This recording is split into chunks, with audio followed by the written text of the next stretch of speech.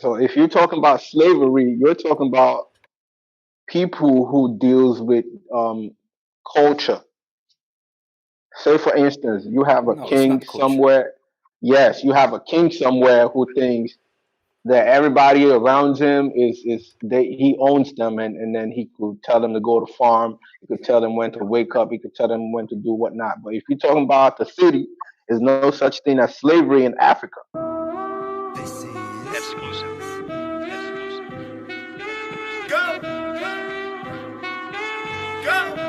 Nothing can stop me. I'm all the way up. All the way up. I'm all the way up. I'm all the way up. Nothing can stop me. I'm all the way up.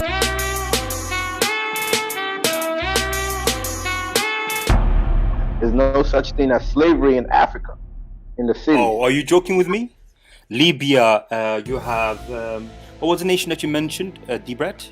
Mauritania, Saudi Arabia, Yemen. Do you want me to post a video on that? Actually, that's actually why I came here. I wanted to talk to Debrat about something. You forgot about Sudan as well. What I do wrong? No, actually the opposite. I did watch this channel called Analyze Dunya, and he uploads random conversations from different channels. And I saw that you had a conversation with this guy called Abdullah, and he was feeding you nonsense. So I wanted to give you an opportunity to fact check anything that you've heard in the conversation related to Islam. And I'm quite familiar with this topic. Do you want to fact check Islam and what they have told you? Yeah, bro. I'll show the things on the link. Taqiyya, what did you send in the back chat? Burn fire, bro. Burn fire, bro. So I'll start with the first thing that they lied to you regarding. He's using me as a ploy to smash Islam. Let's go. No. I am actually more. I want to fact check what they said. So if you guys haven't followed this channel called Analyze Dunya, he's a pretty fun channel, very informative. So big shout out to Analyze Dunya. They were speaking basically about how you kidnap people, and then it's the same thing as if you work for your white man. I think what they said. No, if you have a contract, you gotta honor your contract. Isn't that correct? That's being in slavery is not a contract though. We didn't both like come to an agreement like, yeah, okay, I'm gonna be your slave, and I signed a contract. No, Veli, do you got a job? Oh my God! Don't use job as a job. Hold on. With a job, yeah. Hold on 1 minute. I left my job, yeah, and I just walked out. Yeah, no one chased me down the road and captured me and then forced me back into the job. Yeah, right. I left the job, yeah, and then I sued them as well. So I can do that, yeah, because I'm not a slave of that company. I walked out midday and I said I'm not coming back, and I walked. Now, if you was owned by somebody, example to use, you know. No, like I would say, like, when your job, if you do something bad, you'll get fired and you're out of there. You're not next to the guy no more. If you're a slave and you do something bad, you're not going nowhere, bro. I will fuck you up, I will fuck you up. Chase you about, man. And you're still not going nowhere. You can't not lose your job. You still have to be there. Yeah. Right. So this is what I'm saying. So your understanding of slavery from an Islamic perspective is holding people against their will. Yeah. And oppressing people, right?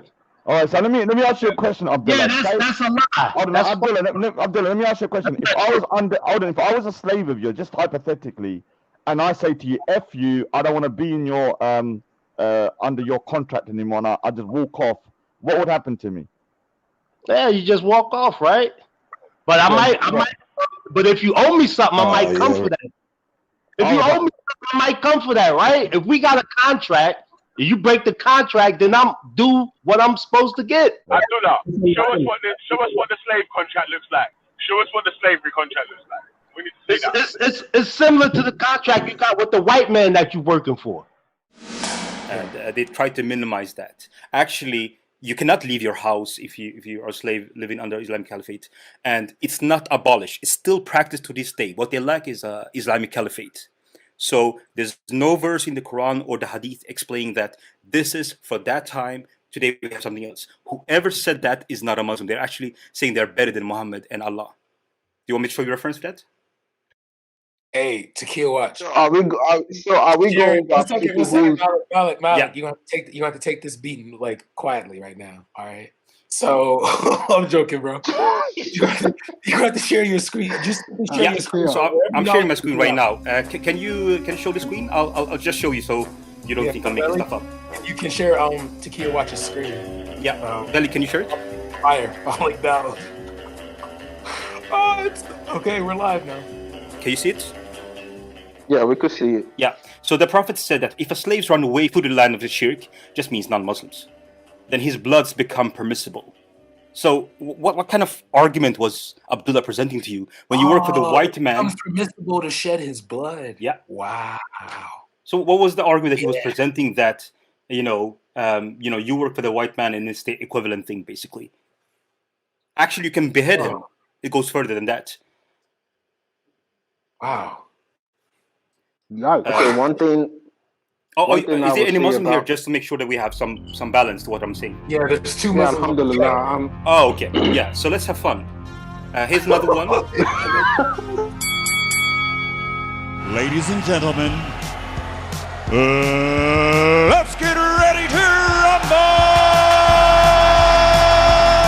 Here's another one. If a slave ran away, basically, the slave of Jarir was running away, and they caught him and they struck his neck. So you behead him. How is that the same thing as working for the white man? Open mic.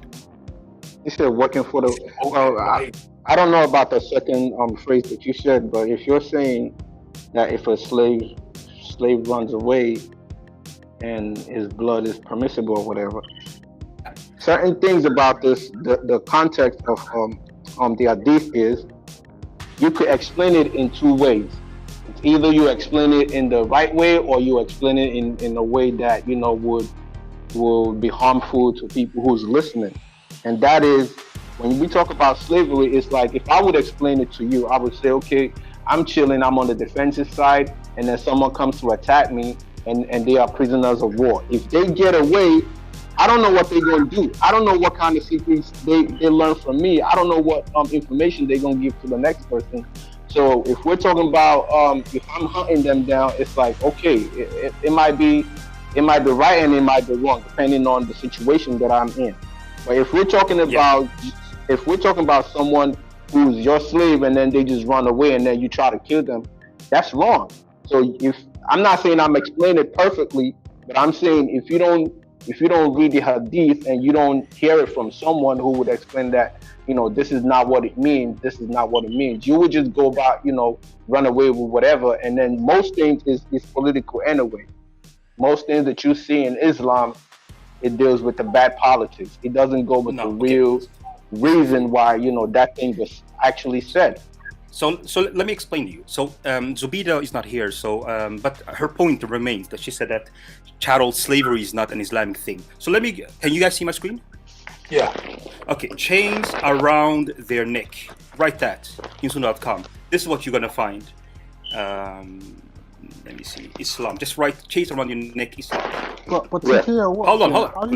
Let me present the source. Let me present the source. So this is what it says. This is Bukhari, by the way. You are the best of people ever raised up from for the benefit of mankind, referring to Quran chapter 3, 110. The best for mankind are those who bring them with chains around their necks until they embrace Islam, and thereby you save them from eternal punishment of hellfire and make them enter Jannah, meaning paradise. So this is chattel slavery, built into Islam. Uh-oh. I mean, please, if you have any comment on that. Wait. Taqiyya. So you said you are the best. The best of mankind are those who bring them with chains round their necks till they embrace Islam. So when we talk about chains around their necks, to me, I could say it's either a literal action or it's either restraining people. This is what I'm. Yeah. So Allah loves those who has chains on necks and they're brought to paradise. Just give me like 1 minute. I'll be back. I'm not going nowhere. No. I'm not in that camp. I think we should have time to respond. So if you're busy, just come back in a second.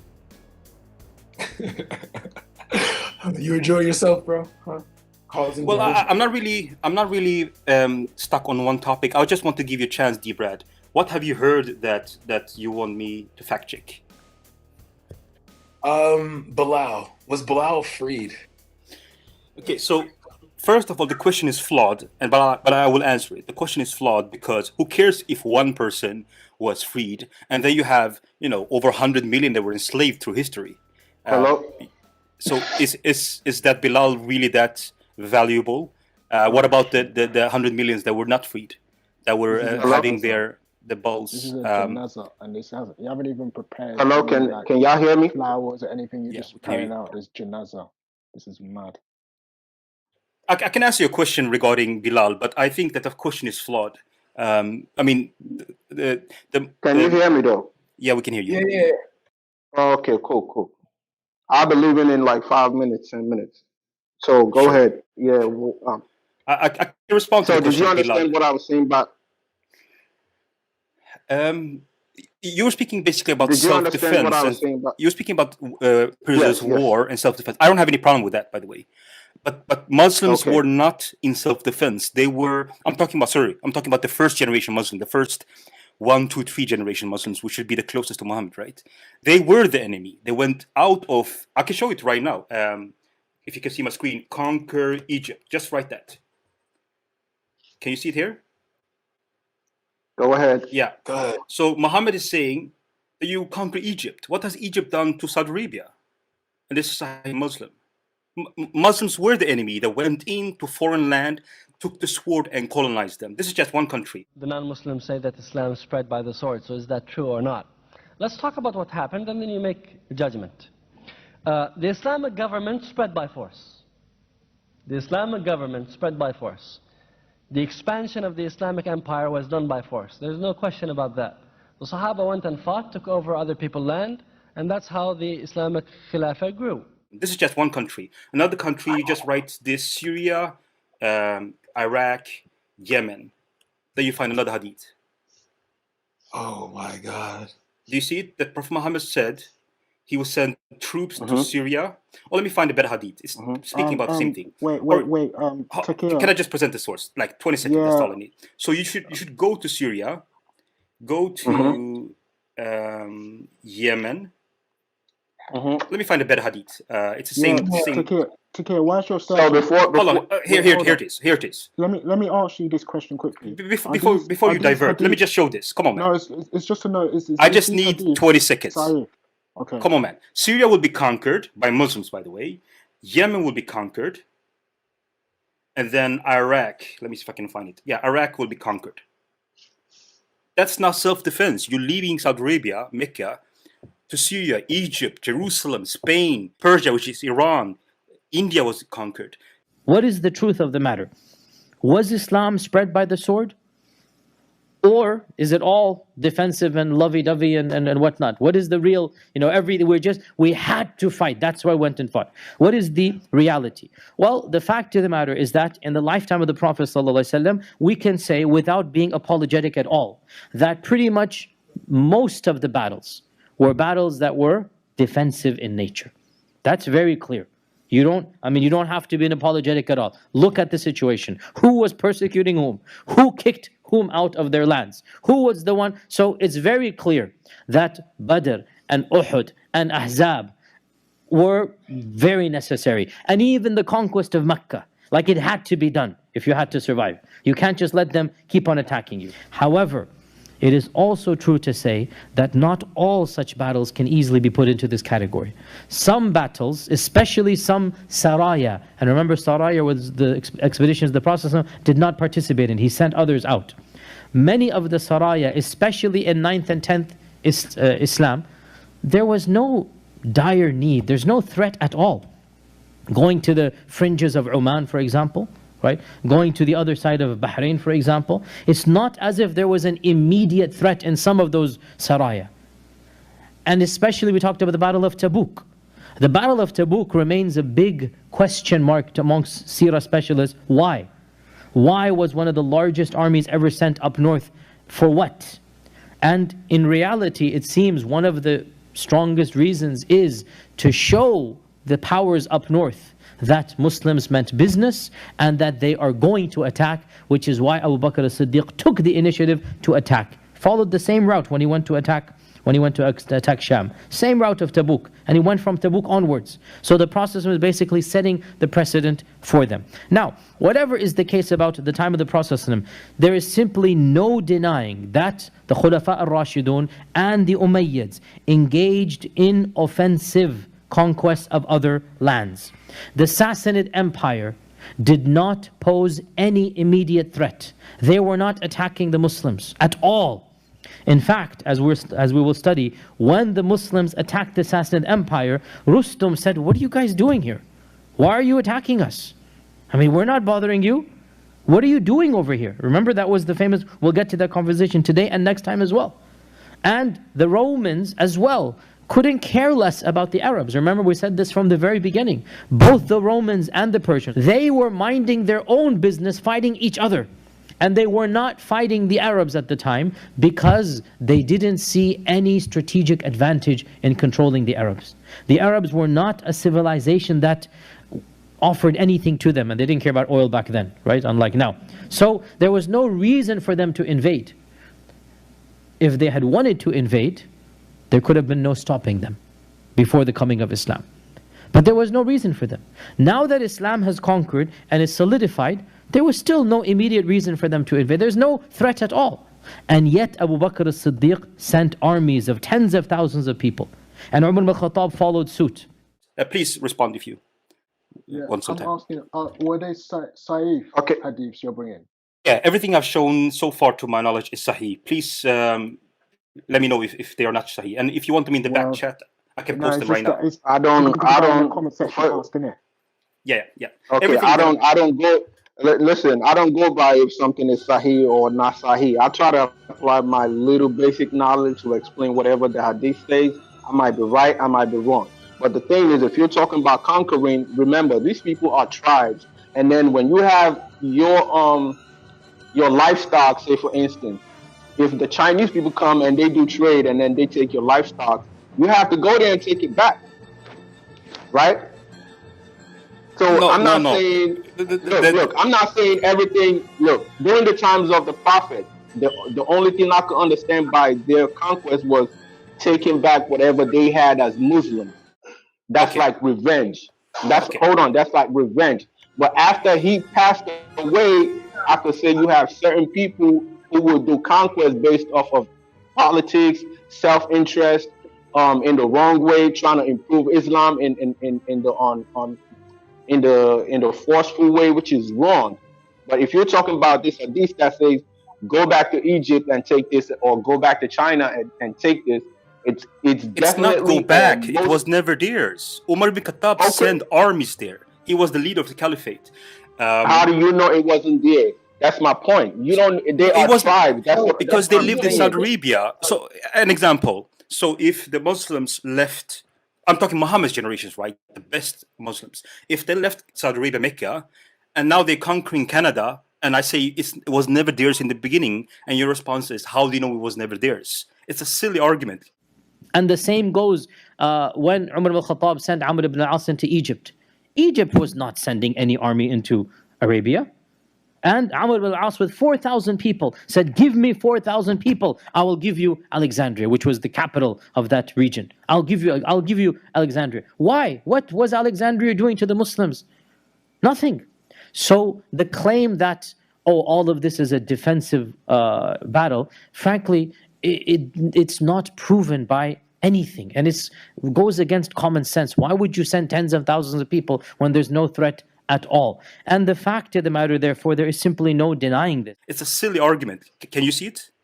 I'm not saying Canada was theirs. I'm talking about if certain people, say for instance, if the same Muslims, this same Arabs that was against Islam, if they take something from the Muslims and they run away to Canada, of course they're going to get chased down. That's my point. Yeah. Okay. So the best way that I can respond to this is to wherever you run to, they're gonna hunt you down because that is not your property anyway. Okay. So the best way I can respond to this is to let a Muslim preacher speak. Can you share my screen, Billy? Okay, yeah, okay. So the best way that I can respond to this is, first of all, to show you what Muslim preachers are speaking among themselves, and then to show you a map how Islam actually spread, to make sure that we have the same reference point. I'll play it right now, and it's just 30 seconds. Allah subhanahu wa ta'ala promised this ummah in this Quran that the ummah will inherit this earth, that the ummah will rule over this earth, not just part of the earth, the earth. Okay.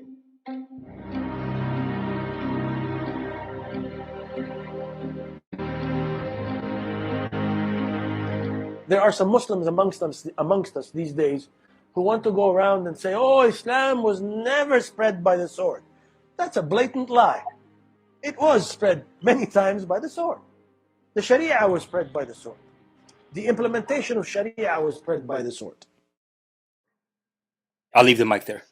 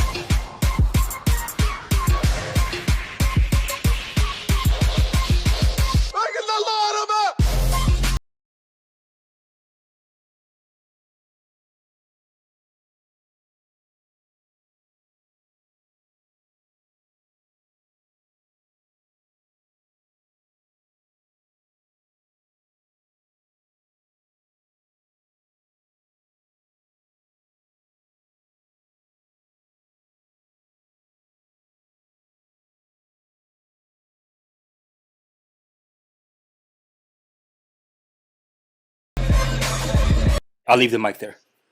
Okay, when you're talking about look, why is this guy lying though? He's been doing this lying for a long time. And you know what? Dumb, ignorant people are falling for it, man.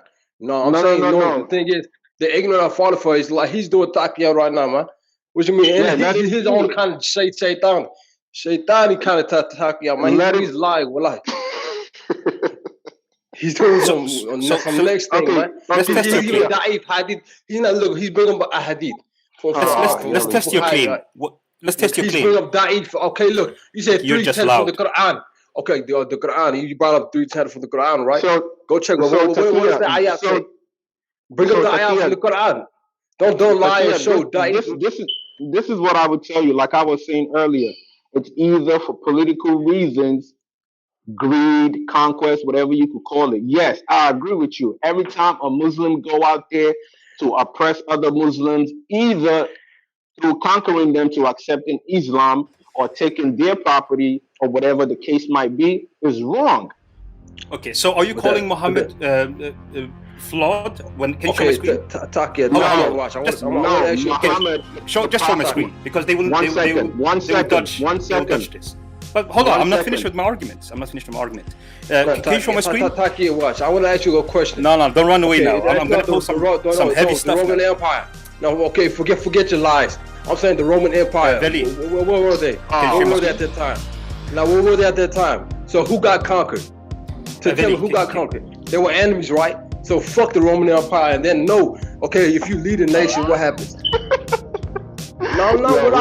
He's acting like we're weak people, man. He said, he's acting like we're something like we sit down and we just hum around and don't. Okay, if you lead a nation, what happens over time? Of course, if people try to invade you, right? So you fight back. So Veli, by the way, I posted the link in the back chat. If we're gonna have he's trying to give some fake image, man. He's trying to give out like everybody's trying to start war for no reason. Wars happen for reasons. And you have to moderate this. Nations, they war against us. He's having his feelings hurt right now. You're like this like adults. I'm sorry, Taqiyya Watch. Like he's not necessarily. Yeah. So Veli, if you can either kick him out or moderate, because we're gonna have a fruitful conversation. Why you get sad? Okay. Because you don't have self-control. Have self-control and we can have a good conversation. When you speak, I won't interrupt you. Come on. And the opposite. So you go to not coming right like this. Invade India. Okay, come on. Samarun, can I just have like 5 minutes before I leave so you could take over? Please. No, let him. No, I want to see. Okay. No, it's okay. So I'll keep going down. I'll spend 15 seconds. That's all I need. Because when you came in, I understand that. I just want him to do this. Go all the way down and show if it's daif. Show if it's daif or sahih. Go all the way down. Keep going down. I have no keep problem going down. Don't lie to the people. Keep going down. Belly, can you handle this? Why you get sad? No, because you're gonna expose. So invading India. So when it comes to going India, down.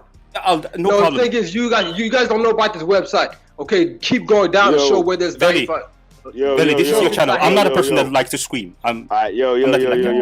Alright, chill out for a sec, yeah. Let my man show his piece, yeah.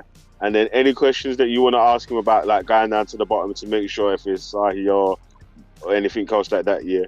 When he's finished doing his thing, you come in and ask him questions about that, innit?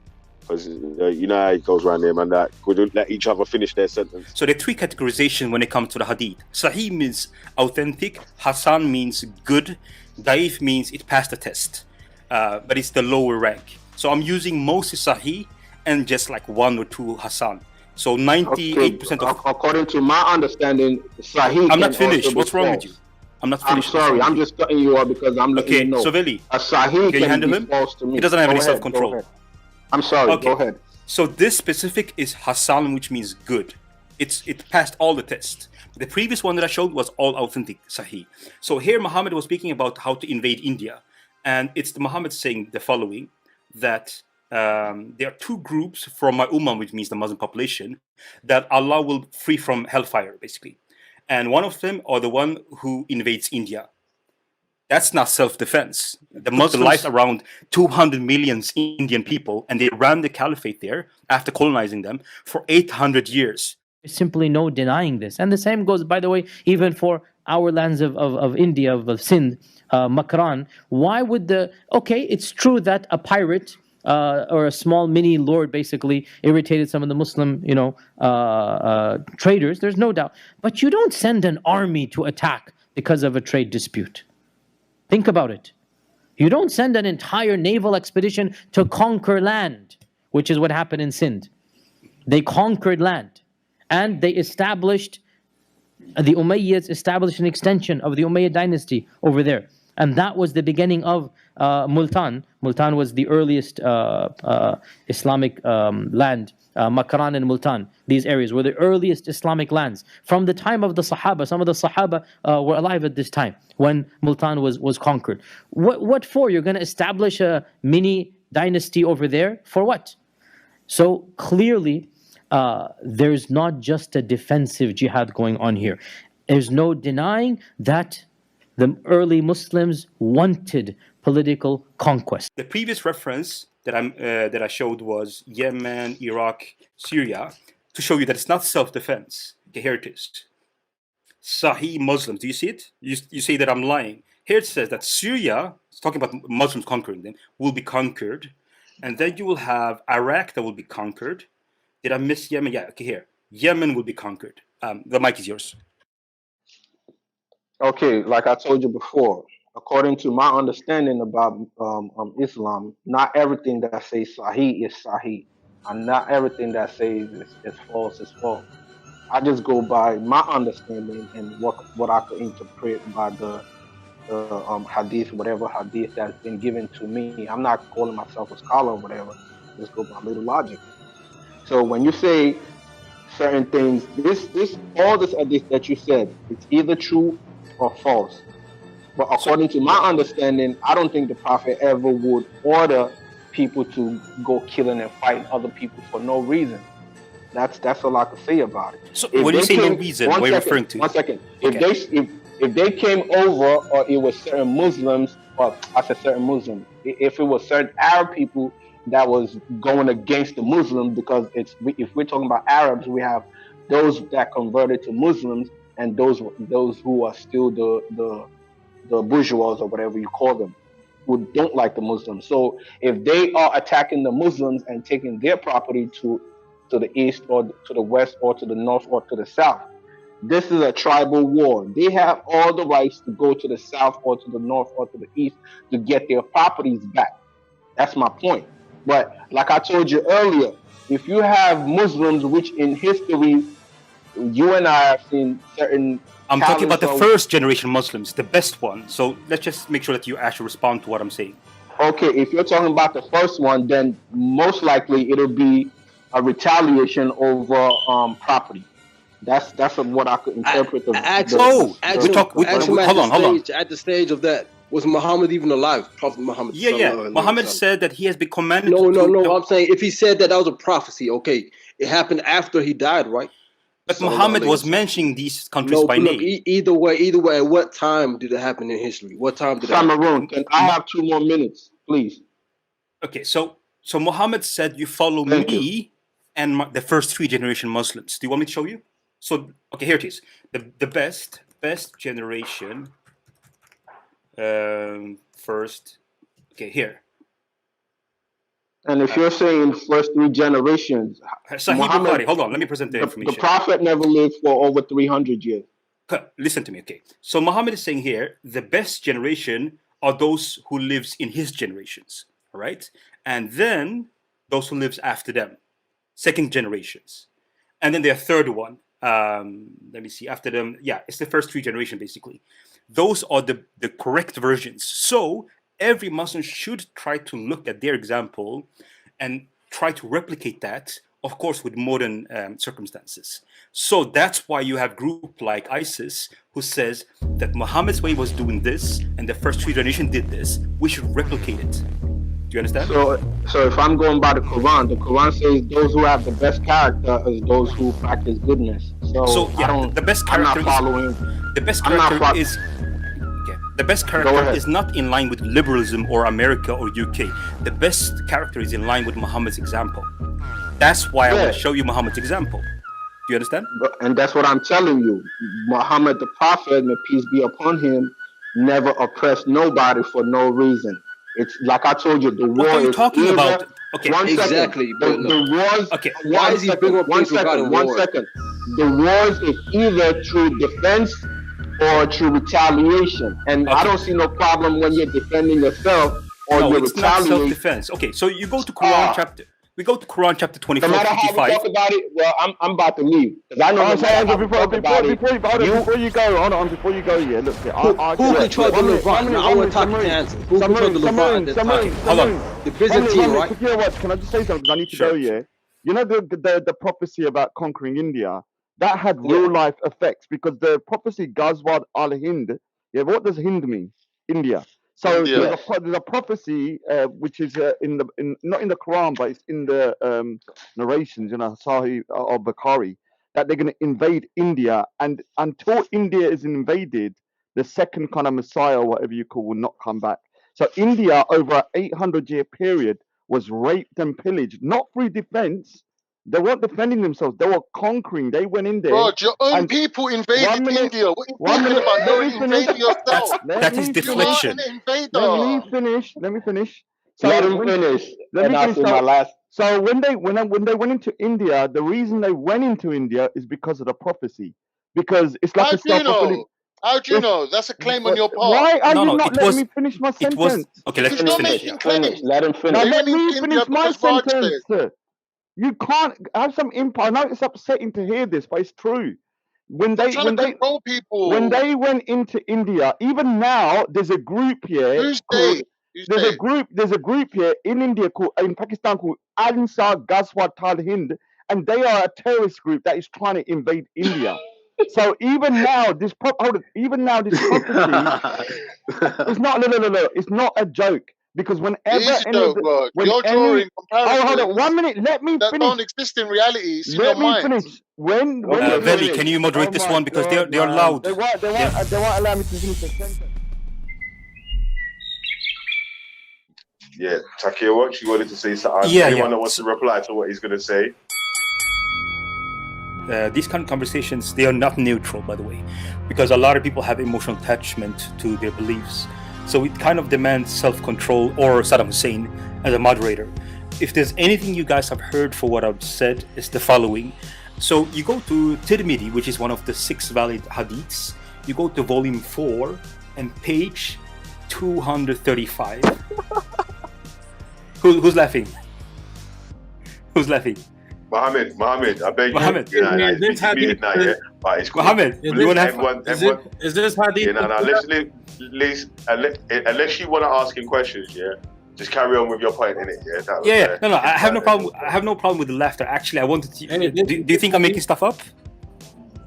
I'm about to read what your prophet said about the prophecies. No, but he's a Shia though, so he don't. Okay. Yeah. So it says here the following that I'm asking as a Muslim.